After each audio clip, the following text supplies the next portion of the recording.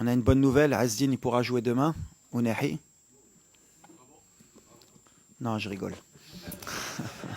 On est une des équipes qui a été le plus lésée sur notre propre compétition à domicile. C'est par exemple le penalty contre la Tanzanie où tout le monde a essayé de faire croire qu'il y a un penalty parce qu'il y a un joueur qui fait 20 kilos, il y en a un autre qui fait 120 kilos en Angleterre, jamais ça siffle.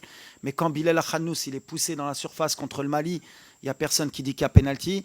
Le penalty sur Abdé, le dernier match contre le Cameroun où un joueur dans la surface lui met le pied sur la cheville, si le VAR revient, il y a penalty. Le gardien qui sort sur Sebari qui lui met les 2 points dans la tête, c'est penalty. Mais comme par hasard, comme le Maroc est pays organisateur, mais bon après j'ai l'habitude, depuis la Coupe du Monde, on essaie de nous dévaloriser beaucoup de fois sur ce qu'on est en train de fournir. When you have only 4 defeats in 3 years half and you make Morocco in semi-final in the World Cup and semi-final in the AFCON, normally nobody can speak, but in Morocco it's different. You win on spoke.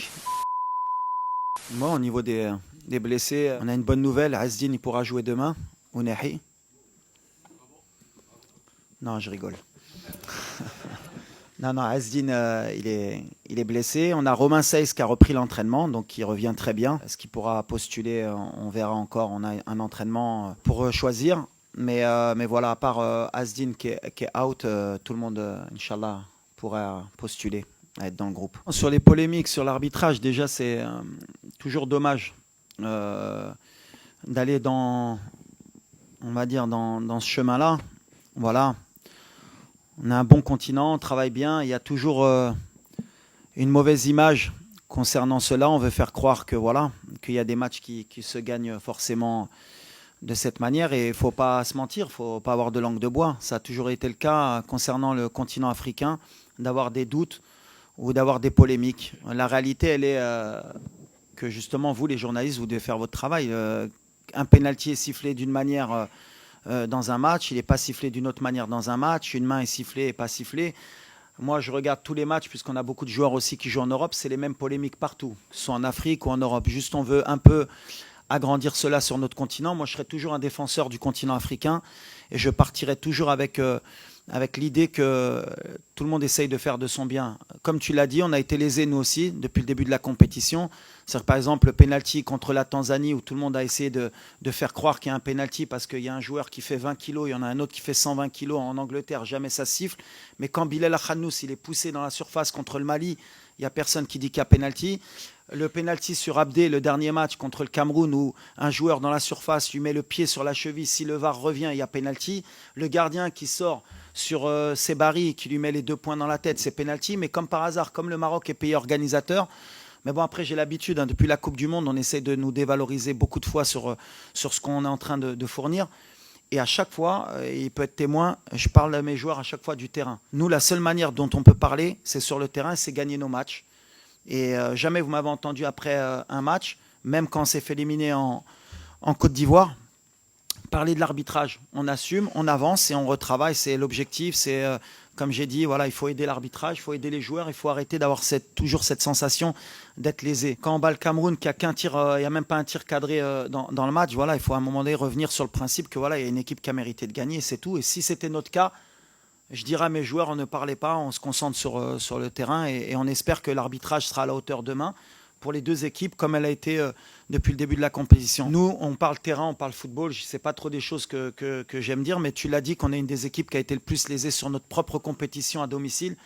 Et après, c'est une question de communication. Aujourd'hui, il y a des réseaux sociaux, il y a de la presse, vous en faites ce que vous voulez, il y en a qui vont être pro-Maroc, il y en a qui vont être anti-Maroc. Nous, l'essentiel, c'est de bien jouer au football. In my country is like this. You need to accept when you are the coach of national team of Morocco. Every result, you have a critic. Is true. I do my best for my country every time. Maybe I do a mistake sometimes because every coach he do a mistake in his life and is like this. Me, I'm stay focused with my team is what is important. I fight for my country and the critic every time. What I say to my player, I can fight about this. What is important is what he do in the pitch. When he wins the game, he helped me a lot because when you have only 4 defeats in 3 years half and you make Morocco in semi-final in the World Cup and semi-final in the AFCON, normally nobody can speak. But in Morocco, it's different. you win on his poke. It's like this. You need to accept and to work a lot and to accept this. And we hope the next coach, inshallah, in Morocco, he do more of what I do me. Apparemment, j'avais été critiqué sur ça.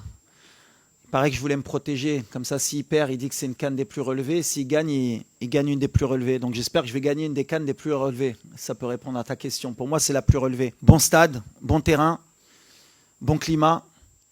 Des joueurs, je crois que donc dans le dernier carré, on doit avoir Salah Ballon d'Or, Hakimi Ballon d'Or, Lookman Ballon d'Or, Osimhen Ballon d'Or, Mané Ballon d'Or. Donc ça veut dire qu'on a pratiquement les meilleurs joueurs des dernières années africains. Pratiquement les meilleures équipes. Quand on voit le Nigeria, c'est 17 demi-finales. L'Égypte, eux, ils ont un ticket à chaque fois. Ils sont toujours là, ils ne se posent pas de questions. Sénégal, ces dernières années, c'est une des meilleures équipes, voire la meilleure équipe en Afrique. Et nous, on est en train de remonter depuis 4-5 années pour être un des leaders en Afrique. Donc aujourd'hui, si on regarde les chiffres, si on regarde les ballons d'or qu'il y a sur le terrain, si on regarde les stades, il va y avoir un stade à Tanger, je crois que c'est 80 000. Un stade à Rabat, c'est 68 000. Les deux, ils vont être pleins. C'est la meilleure pub qu'on pouvait avoir pour le football africain. Après, est-ce que sur le plan du jeu, pour répondre aussi aux questions plus techniques, est-ce que c'est une des plus relevées? Moi, je vais dire oui. Maintenant, oui, c'est vrai que si on veut aller dans les critères, tu joues une CAN au Mali à l'époque sur un terrain où il fait 50 degrés, ou même la dernière CAN, quand nous on a joué contre la République démocratique du Congo, quand il fait jouer à 13h30 sous 40 degrés avec 80% de taux d'humidité, c'est sûr que c'est plus compliqué de gagner un match. Ça ne veut pas dire que c'est la plus relevée, parce que là on met des critères difficiles aux équipes pour qu'ils puissent ne pas jouer leur meilleur football. Aujourd'hui, à partir du moment où on a donné les conditions pour que les meilleures équipes puissent jouer leur meilleur football, eh ben, avant les demi-finales, même en quart, on n'avait que des chocs. Et là, on voit que les meilleures équipes elles répondent présent. Je pense que ça va être l'évolution des futures compétitions africaines. On va avoir des meilleures conditions, il y aura de moins en moins de surprises, on aura de plus en plus de chocs, plus de spectacles. On pourra vendre les droits à l'étranger, on donne un meilleur spectacle de notre continent. Et à ce moment-là, moi qui suis pro-africain, je suis le plus heureux des coachs parce que c'est ce qu'on veut qu'on respecte notre continent, notre football, même si ce n'est pas toujours parfait, mais on avance dans le bon sens. Et ces deux demi-finales, j'espère qu'il y aura des buts, qu'il y aura du spectacle pour valoriser notre continent. On veut marquer l'histoire. Et pour marquer l'histoire, heureusement ou malheureusement, c'est les titres, c'est tout ce qu'on retient. Donc nous, on est dans cette dynamique depuis 2 ans, on a fermé les oreilles. On a parlé sur le terrain avec des chiffres. On a fait une série mondiale de 19 victoires. On a été invaincu dans notre qualification de Coupe du Monde, invaincu dans notre qualification de Coupe d'Afrique. On met 2 buts depuis que je suis ici, on met 2 buts de moyenne par match. Pour ceux qui disent qu'on est une équipe défensive, il va falloir m'expliquer comment, quand tu mets 2 buts de moyenne en 3 ans et demi, tu es une équipe défensive. Voilà, il y a des chiffres qui parlent. On n'en a pas beaucoup parlé, malheureusement, mais c'est comme ça. Mais notre objectif aujourd'hui, et le mien, c'est pas de dire j'ai gagné, j'ai fait. Mon objectif, j'ai toujours dit, à partir du moment où je suis resté après la désillusion en Afrique du Sud, contre l'Afrique du Sud, c'est de ramener le trophée au Maroc. On sait que voilà, il nous reste 2 marches. Et chaque marche, elle est de plus en plus difficile. On a un match demain, un des matchs les plus importants peut-être de l'histoire depuis la demi-finale de la Coupe du Monde. C'était plus une surprise en Coupe du Monde. Aujourd'hui, voilà, on est à notre place. Tout le monde le sait, c'est logique. Et l'objectif, nous, c'est de rentrer dans l'histoire. Ça fera 22 ans que le Maroc n'a pas joué une finale de Coupe d'Afrique. C'est tout ce qui m'importe. C'est qu'une nouvelle génération voit le Maroc en finale de Coupe d'Afrique. Demain, il y a une génération qui va avoir une demi-finale de Coupe d'Afrique. Et le prochain pas, c'est d'aller en finale. Mais on sait que ça va être difficile. Aussi au public, voilà, demain, vous êtes le 12e homme. Je vous l'ai dit depuis le début de la compétition, c'est notre match, mais c'est aussi votre match dès l'hymne national. Il faut que vous ayez plus de voix. Et Inch'Allah, il faut nous porter pour que, Inch'Allah, on crée l'exploit.